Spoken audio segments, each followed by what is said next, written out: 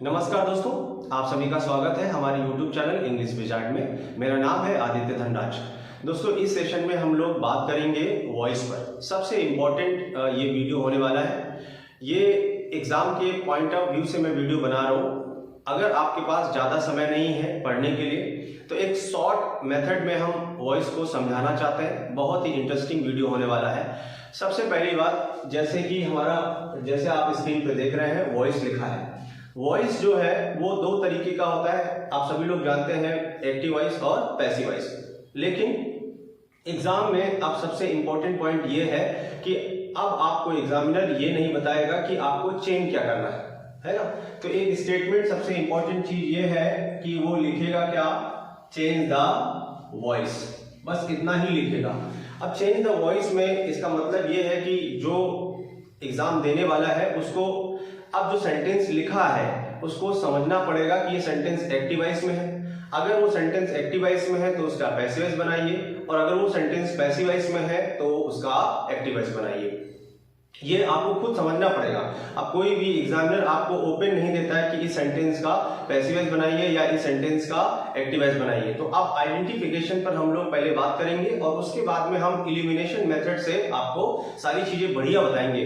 बहुत ही interesting video होने वाला है। तो आप चेंज द वॉइस जब लिखेगा तो आपको खुद आइडेंटिफाई करना पड़ेगा। और दूसरी बात, सबसे ज्यादा इंपॉर्टेंट जो चीज है, देखिए मैं आपको थोड़ी सी इंपॉर्टेंट चीज बताता हूं। जैसे हम टाइम एंड टेंस पर बात करते हैं, टाइम एंड टेंस की बात करेंगे तो प्रॉब्लम क्या है, जैसे हम लोग नरेशन बनाते हैं और वॉइस बनाते हैं। कई बार क्या होगा कि एग्जाम में लोग बहुत कंफ्यूज जाते हैं। जैसे नरेशन के जो है डायरेक्ट से इनडायरेक्ट अगर आप बना रहे हैं तो उसमें क्या हुआ करता है कि कोई भी जो सेंटेंस दिया गया होगा उसका टाइम भी चेंज करना है और क्या, टेंस भी चेंज करना होता है। लेकिन वॉइस में ऐसा नहीं होता है। ना तो आप उसका टाइम चेंज करेंगे और ना ही उसमें हम टेंस चेंज करेंगे।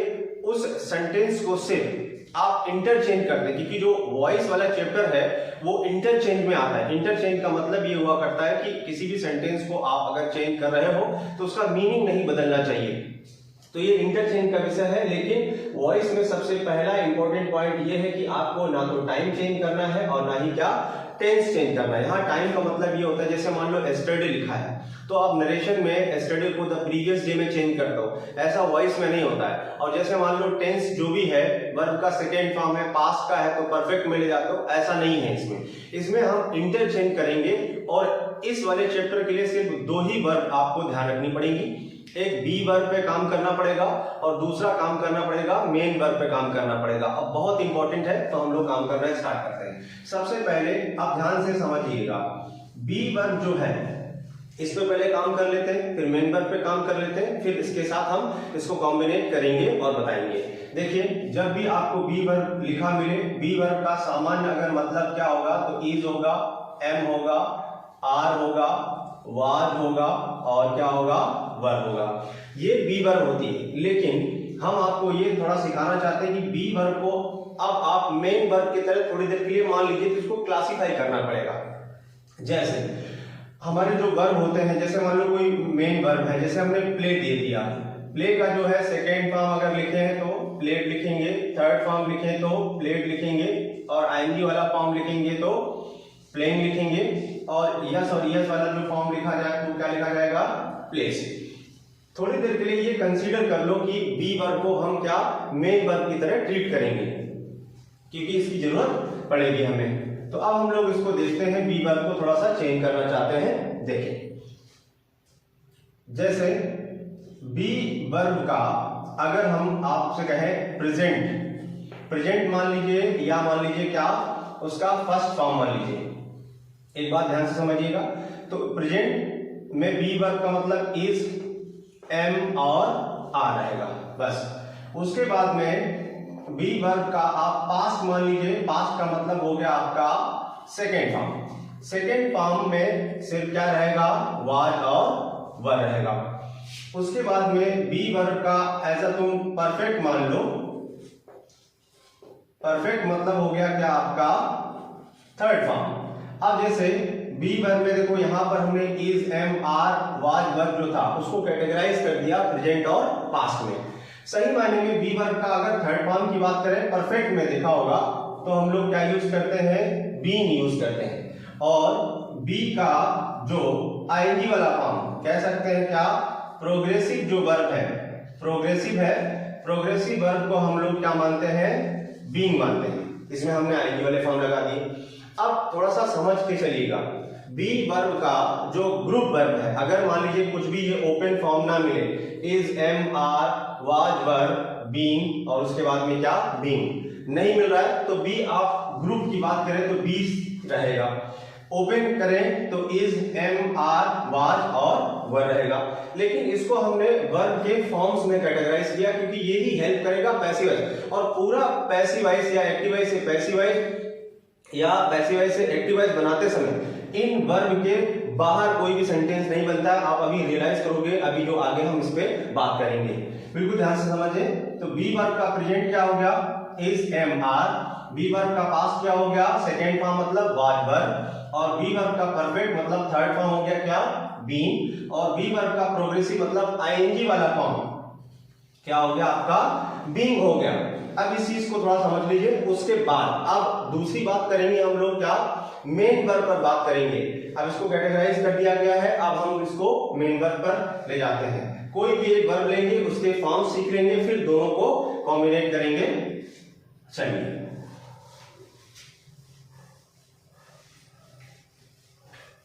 देखते हैं। अब हम आपको मेन वर्ब पे ले चलते हैं। जैसे आपका कोई भी मेन वर्ब है, मुख्य क्रिया है, मुख्य क्रिया ही हमारा एक्शन डिस्क्राइब करती है। इसके भी फॉर्म होते हैं, आप जानते होंगे। वर्ब का first form, second form, third form में हम लोग बनाते हैं, इनके फॉर्म आप तो सीख लो। अब देखो, सबसे इंपॉर्टेंट पॉइंट, जो मेन वर्ब है वो कितने फॉर्म्स में बनता है, किसको समझना है। देखिए, सबसे पहला अगर वर्ब का कौन सा फॉर्म, जीरो फॉर्म, उसके बाद में फर्स्ट फॉर्म, उसके बाद में सेकेंड फॉर्म, उसके बाद में थर्ड फॉर्म और उसके बाद में क्या, वर्ब के फर्स्ट फॉर्म के साथ आईएनजी वाला फॉर्म, जिसको हम लोग क्या कहते हैं, प्रोग्रेसिव कहते हैं। अब थोड़ा ध्यान दें, मेन वर्ब और जीरो फॉर्म पे जरूर ध्यान दें। कई बार लोगों को बहुत कंफ्यूजन होता है। जैसे आपकी बुक्स में जो ओरिजिनल वर्ब के फॉर्म यही हुआ करते हैं, first form, second form, third form, I N G, fourth form, fifth form, ये 4-5 फॉर्म नहीं होते हैं, ओरिजिनली यही फॉर्म है। इसी वजह से देखा होगा कंडीशनल सेंटेंस जब आप पढ़ते हो तो उनमें 4 ही कंडीशनल सेंटेंस होते हैं, zero conditional, first conditional, second conditional और आपका थर्ड कंडीशनल। और आईएनजी वाला फॉर्म कंडीशनल सेंटेंस में नहीं चलता। इसको गौर से समझिएगा। हम कोई वर्ब ले लेते हैं, जैसे मान लीजिए हमने क्या लिया था, प्ले ले लिया। ये वर्ब का कौन सा फॉर्म है, फर्स्ट फॉर्म है। अब यस, इसका आप यस और ईएस वाला फॉर्म अगर बनाओ तो उसको हम क्या लिखते हैं, प्लेस। उसमें हम लोग यस या ईएस लगाते हैं। तो ये जो प्लेस हो गया, ये कौन सी वर्ब हो गया आपकी, जीरो वर्ब। ध्यान रखेंगे, यस और ईएस मतलब जो होती है वो जीरो वर्ब होती है। फर्स्ट फॉर्म ये हो गई। प्ले का जो सेकेंड फॉर्म है वो क्या होता है, प्लेड। और थर्ड फॉर्म क्या होता है, प्लेड। और आईएनजी वाला फॉर्म क्या हो गया आपका, प्लेइंग। अब आप समझ गए। देखिए, तो ये जो मेन वर्ब है, कोई भी मेन वर्ब हो, इतने ही उसके फॉर्म्स होते हैं, zero form, first form, second form, third form और कौन सा, आईएनजी वाला फॉर्म। अब जब हम वॉइस चेंज करेंगे, चेंज द वॉइस का मतलब ये है, तो हमको सबसे ज्यादा फोकस करना पड़ता है किस पर, मेन वर्ब पर। तो आपको मेन वर्ब में ही फोकस करना है। मेन वर्ब फोकस करने के बाद उसका वॉइस चेंज करते समय हम किस में जाएंगे, बी वर्ब में जाएंगे या बी वर्ब से वापस आएंगे। ये दोनों कॉम्बिनेशन हम लोग सीखने वाले हैं। तो आपने बी वर्ब भी देख लिया और मेन वर्ब भी देख लिया, दोनों के फॉर्म्स समझ गए। अब हम दोनों को पैरेलल लिखते हैं और फिर हम लोग उसको चेंज करने का तरीका सीखते हैं। चलिए, बस ये ध्यान रखेंगे कि वर्ब के फॉर्म्स कितने होते हैं। तो ये एग्जाम में प्रॉब्लम क्या है कि जैसे एग्जाम में आपको ज्यादा एफर्ट नहीं देना होता है। एग्जाम में जो कोई क्वेश्चन दिया गया है, उस क्वेश्चन में उसके वर्ब को पहचानो और वर्ब को पहचानने के बाद बिल्कुल सटीकता से उसका आंसर एलिमिनेशन से दिया जा सकता है। अब देखो, अब हम यहां पर लिखते हैं क्या, मेन वर्ब लिखते हैं। फिर से मेन वर्ब में कौन सा, आपका वर्ब के फर्स्ट फॉर्म के साथ यस और ईएस लगाएंगे तो वर्ब कौन सी हो गई, जीरो। वर्ब का फर्स्ट फॉर्म, वर्ब का second form, second form, verb का थर्ड फॉर्म और वर्ब क्या का, आईएनजी वाला फॉर्म। ये अब हम बी वर्ब के भी फॉर्म लिखते हैं। बी वर्ब का अगर फर्स्ट फॉर्म इसी यस और ईएस के सामने अगर हम देखेंगे तो वैसे अब देखो, अगर अब यहीं से आप करना शुरू करो, जैसे कोई भी सेंटेंस दिया गया है इलिमिनेशन से करना, जैसे 4 ऑप्शन आपके दिए जाएंगे, उन 4 ऑप्शन में अब सभी नहीं पढ़ने होते हैं, जो सेंटेंस ऊपर दिया गया है उसकी वर्ब को आपको पहचानना है। तो जैसे देखिए कि अगर किसी भी सेंटेंस का मेन वर्ब किस फॉर्म में है, देखिए वर्ब का फर्स्ट फॉर्म हो या उसके साथ यस और ईएस लगा हो, मतलब जीरो फॉर्म हो या कौन सी फॉर्म हो, फर्स्ट फॉर्म हो, इन दोनों का जो वॉइस चेंज करना है तो किसमें चला जाएगा, इन दोनों को ले जाएंगे हम किसमें, बी वर्ब की किस फॉर्म में, फर्स्ट फॉर्म में। बी वर्ब की फर्स्ट फॉर्म थी क्या, इज था, एम था, आर था, ये। अब सब्जेक्ट के अकॉर्डिंग अगर मान लीजिए सब्जेक्ट सिमिलर है तो इज लगा दीजिए, सब्जेक्ट प्लूरल है तो आर लगा दीजिए, और अगर आई सब्जेक्ट निकल रहा है तो क्या, एम लगा दीजिए। और उसके बाद में जो भी आपका सेंटेंस में मेन वर्ब रहा होगा उसका वॉइस में कौन सा फॉर्म चलता है, थर्ड फॉर्म। बिल्कुल सिंपल सी बात है, ये बेसिक वीडियो नहीं है। देखो आपको एक बात बता दें, ये उनके लिए है जो पहले से तैयारी कर चुके हैं और बहुत तेजी से सीखना चाहते हैं, इलिमिनेशन से सीखना चाहते हैं। तो आपने समझ लिया, अगर किसी भी सेंटेंस का मेन वर्ब फर्स्ट फॉर्म के साथ यस और ईएस में है और या तो फर्स्ट फॉर्म में है तो उनका पैसिव वॉइस किसमें चेंज करना है, इज, एम, आर, इनमें से कोई भी हो सकता है। तो सिंगुलर प्लूरल आप जानते हैं और वर्ब का क्या, थर्ड फॉर्म लगा देना है। अब ध्यान दो, अगर हम इधर एक्टिव वॉइस लिख दें और इधर क्या लिख दें, पैसिव वॉइस लिख दें, अगर फॉर्मेट आपका मेन वर्ब ऐसा है तो आप इसमें चले जाइए, और अगर फॉर्मेट पहले से ही सेंटेंस में दिया गया है इज, एम, आर में से कोई भी एक और थर्ड फॉर्म में है तो आप पैसिव वॉइस से किसमें आ जाइए, एक्टिव वॉइस में आ जाइए, क्योंकि इंटरचेंज करना होता है। तो क्योंकि वो बताएगा नहीं कि आपको एक्टिव वॉइस से पैसिव वॉइस बनाना है या पैसिव से एक्टिव बनाना है। उसके बाद में अगर कोई भी वर्ब किस फॉर्म में हो, वर्ब के सेकेंड फॉर्म में हो, मेन वर्ब हो, जैसे मान लो प्लेड लिखा गया था, ठीक, तो जैसे यहां पर देखो हमने क्या क्या ले लिया, प्लेड इसमें चला गया और क्या, प्ले इसमें चला गया, तो ये इसमें चला गया। अगर मान लीजिए प्लेड लिखा गया है, मेन वर्ब आपका सेकेंड फॉर्म में है, तो उसका पैसिव वॉइस किसमें जाएगा, वाज में और क्या, वर्ब में। दोनों में से कोई भी एक चीज, सिंगुलर प्लूरल ध्यान रखिएगा, और वर्ब का कौन सा फॉर्म ले लेंगे, थर्ड फॉर्म ले लेंगे। अभी पूरी जानकारी देंगे, आप परेशान मत होइए। तो इनमें से वाज वर्ब में से वर्ब का जो थर्ड फॉर्म लिखा, अब चाहे ये है, इधर है तो इधर चले जाइए, और इधर है तो आप वापस आ जाइए, क्योंकि चेंज द वॉइस करना है। और ऑप्शन में बस उतना ही ढूंढना है, वर्ब का सेकेंड फॉर्म मान लीजिए अगर लिखा गया है, सेंटेंस का जो मुख्य रूप से सेंटेंस दिया गया है, तो आपका जो ऑप्शन होगा वो वाज वर्ब में ही होना चाहिए, और वर्ब का कौन सा फॉर्म होना चाहिए, थर्ड फॉर्म। बाकी के जो ऑप्शन होंगे उनको पहले से ही काट दो, इलिमिनेट कर दो, अभी पूरी बात समझ में आ जाएगी। अब मान लीजिए कोई भी मेन वर्ब थर्ड फॉर्म में दिया हो, लेकिन जो थर्ड फॉर्म डायरेक्ट तो कभी सेंटेंस में दिया नहीं जाएगा। अब आपको बताते हैं थर्ड फॉर्म जैसे क्या क्या होगा, हैज हो सकता है, हैव हो सकता है, हैड हो सकता है, या मान लीजिए क्या, वुड है हो सकता है, कुछ भी हो, इतनी सारी चीज जानते हो, और इनके साथ ही आएगा थर्ड फॉर्म। तो अब क्या करना है, has, have, had, would have, could have, should have, might have, can have, कुछ भी हो, तो थर्ड फॉर्म डायरेक्ट कभी नहीं आएगा। अब जब थर्ड फॉर्म आ गया, मेन वर्ब जो है आपका थर्ड फॉर्म है। अब ध्यान दें, मेन वर्ब जो थर्ड फॉर्म है उसका बी वर्ब कौन सा होता है, बीन में, जानते हैं, और बीन के साथ कौन सा फॉर्म लगाएंगे, थर्ड फॉर्म लगाएंगे।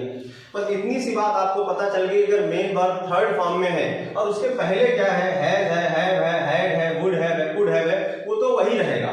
फिर उसके बाद में मेन मुद्दा किसका होता है कि थर्ड फॉर्म है तो बीन आएगा, और बीन के बाद फिर से वही मेन वर्ब किस फॉर्म में चला जाएगा, थर्ड फॉर्म में आ जाएगा। ये चीज है। और अगर पहले से ही सेंटेंस में बीन के साथ थर्ड फॉर्म दिया गया है तो इसका मतलब क्या है, वापस आ जाना है, बीन को हटा देना है या उसको इलिमिनेट कर देना है, तो चेंज द वॉइस को करने में समस्या नहीं होती। अब कोई वर्ब अगर मान लीजिए किस फॉर्म में है, आईएनजी वाले फॉर्म में है, तो जब आईएनजी वाले फॉर्म में है तो अब उसका पैसिव वॉइस किस में जाएगा, बी वर्ब की किस फॉर्म में चला जाएगा, बीइंग में, और बीइंग के साथ वर्ब का कौन सा फॉर्म, मेन वर्ब तो थर्ड फॉर्म में रहेगा, बीइंग के साथ किस में चला जाएगा, थर्ड फॉर्म में। देखो पूरा का पूरा जो वॉइस है बी वर्ब से बाहर नहीं जाता है। अगर आप थोड़े से स्मार्टनेस से काम करेंगे तो आपका पूरा का पूरा क्वेश्चन हो जाएगा।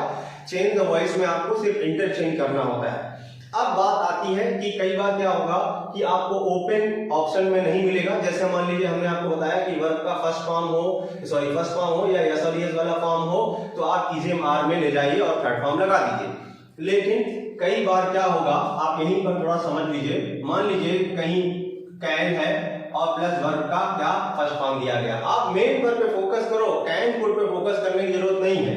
अब आपसे पूछा जाए इसका पैसिव वॉइस अगर आपको बनाना है तो अब कैन का कुड नहीं करना है। अभी हमने स्टार्टिंग में वीडियो को बताया था कि नरेशन नहीं है, कैन को कैन ही रख दीजिए। अब वर्ब का जो फर्स्ट फॉर्म है, ध्यान दो, वर्ब का जो फर्स्ट फॉर्म हो या यस और यस वाला फॉर्म हो तो उसको इज एम आर में निकालना था, लेकिन इसमें इज एम आर में नहीं निकालेंगे। इसको क्या करेंगे, वर्ब का फर्स्ट फॉर्म है तो बी वर्ब, ये जो वर्ब का ग्रुप है यही ले लेना है, क्योंकि मॉडल ऑक्सिलरी वर्ब में हम ओपन फॉर्म नहीं लिखते, मतलब इज एम आर में नहीं लिखते, हम उसकी ग्रुप वाली वर्ब लेते हैं। तो कैन के बाद क्या लगा देंगे, बी लगा देंगे और वर्ब का कौन सा फॉर्म आ जाएगा, थर्ड फॉर्म आ जाएगा। मतलब तुम ये जो बी ग्रुप में लिखा इसी के अंदर समझ लो इज एम आर है, इसको ओपन ना करके हम किसमें, ग्रुप में ही रखते हैं, क्योंकि मॉडल ऑक्सिलरी वर्ब आप सारी चीजें सिंपल से जानते होंगे, कैन हो गया। अब ये चीज किस पर लागू होगी, जितना भी मॉडल ऑक्सिलरी वर्ब है। चलो हम आपको बता ही देते हैं, मॉडल ऑक्सिलरी वर्ब की बात करेंगे तो मॉडल ऑक्सिलरी वर्ब में आपके जितने भी जैसे कैन, कुड और मे, माइट, ये जो चीजें हुआ करती हैं, जैसे देखिए जो मॉडल ऑक्सिलरी वर्ब है, जैसे कैन हो गया, इसका पास्ट अगर लिखें कुड, उसके बाद में मे, उसके बाद में जैसे माइट, जैसे विल, जैसे आपका वुड, जैसे आपका शैल, जैसे आपका शुड, उसके बाद में जैसे मस्ट हो गया, उसके बाद में जैसे ऑट टू हो गया, जैसे आपका नीड हो गया, उसके बाद में डेयर हो गया और आपका यूज टू। और वैसे भी ये जो नीड, डेयर और यूज टू है ये है सेमी मॉडल। सेमी मॉडल ऐसी वर्ब होती हैं जिनका जो हेल्पिंग वर्ब और मेन वर्ब दोनों होती हैं, तो इनके लिए कोई समस्या नहीं। अब जैसे मान लो कैन हो तो कैन के साथ वर्ब का, अब आप ये जानते हैं कि कोई भी मॉडल ऑक्सिलरी वर्ब है उस सभी के साथ वर्ब का कौन सा फॉर्म आता है, फर्स्ट फॉर्म में, चाहे वो प्रेजेंट में हो या पास्ट में, जब तक कि वो परफेक्ट नहीं होगा। तो जैसे मान लो कैन के साथ फर्स्ट फॉर्म है तो कैन ले लो, फिर बी ले लो और थर्ड फॉर्म लगा दो। कुड है तो कुड ले लो, बी ले लो, थर्ड फॉर्म लगा दो। मे है तो मे ले लो, बी ले लो, थर्ड फॉर्म ले लो। मतलब ये है कि ये ओपन वर्ब हमें मॉडल ऑक्सिलरी वर्ब में नहीं निकालनी पड़ती, हम ग्रुप वाली वर्ब से ही काम चलाते हैं। अब इतनी सी बात थी, बिल्कुल सिंपल सी बात है। एक बार फिर से बता देते हैं कि किसी भी सेंटेंस का वॉइस चेंज करना है तो जो सेंटेंस ऊपर दिया गया है उसमें आप सिर्फ इतना देखो कि वो एक्टिव वॉइस है या पैसिव वॉइस। अगर वो एक्टिव वॉइस है तो पैसिव वॉइस चेंज करना होगा, पैसिव वॉइस है तो एक्टिव वॉइस चेंज करना होगा। मेन वर्ब से बी वाली वर्ब में जाओ और बी वर्ब से वापस आ जाओ, बस इतना ही है, दैट्स इट। अब इस वीडियो को आप देखो और एक बार नहीं, अगर आपको एक बार दो बार देखो इसको तो सारी चीजें आपको समझ में आ जाएंगी। एक्टिव से पैसिव बनाने में इससे ज्यादा एफर्ट देने की जरूरत नहीं है और ऑप्शन को इलिमिनेट करके सीखो। इलिमिनेशन का मतलब ये हुआ करता है कि जो सेंटेंस दिया गया है वो किसमें चेंज होने वाला है, सिर्फ वही वर्ब पे फोकस करो, बाकी की अननेसेसरी जो वर्ब होती हैं उनको हटा दो। चलिए दोस्तों, ये छोटा सा वीडियो जो है आपके लिए बहुत ही ज्यादा हेल्पफुल होगा। वीडियो कैसा लगा कमेंट करके आप बताएं। उसके बाद में अगर आपको कोई समस्या लग रही है कि सर इसको और भी थोड़ा सा एक्सप्लोर कर दीजिए तो मैं आपको दोबारा इसका वीडियो बना दूंगा। देखिए, हम ये नहीं कह रहे कि एक्टिव वॉइस और पैसिव वॉइस पूरा समाप्त हमने कर दिया, हमने आपको एक पॉइंट ऑफ व्यू दिया है जो एग्जाम के पॉइंट ऑफ व्यू से सबसे ज्यादा बेहतर होता है। इसके बाद कुछ नहीं है, जो लोग पहले से तैयारी कर चुके हैं उनके लिए ये वीडियो है। वीडियो कैसा लगा कमेंट करके बताएं। तब तक के लिए जय हिंद, जय भारत।